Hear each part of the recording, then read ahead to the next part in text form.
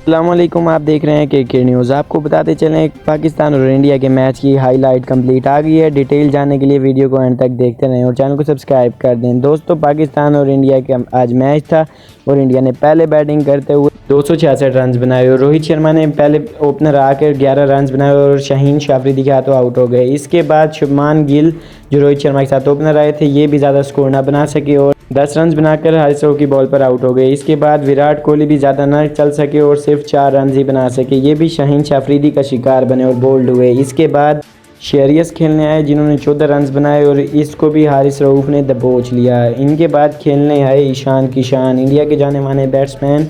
ईशान किशन ने टीम को सहारा दिया और 82 रन बनाए और हारिस रऊफ का शिकार हो गए। इसके बाद खेलने आए हार्दिक पांड्या और इन्होंने 88 रन की इनिंग्स खेली, इन्हें शाहीन शाह अफरीदी ने अपना शिकार बनाया। इसके बाद खेल शार्दुल ठाकर और जो सिर्फ नसीम शाह के हाथों 3 रन पर आउट हो गए। इनके बाद जडेजा खेलने, इनकी बैटिंग भी ना चल सकी और इसके बाद कुलदीप यादव और इंडिया के 2 बैट्समैन हम एक दूसरे के बाद लाइन में आउट होते चले गए। दोस्तों, अगर आपको वीडियो अच्छी लगी है तो वीडियो को लाइक कर दें, चैनल को सब्सक्राइब कर दें, बेल आइकन को ऑल पे कर दें। शुक्रिया।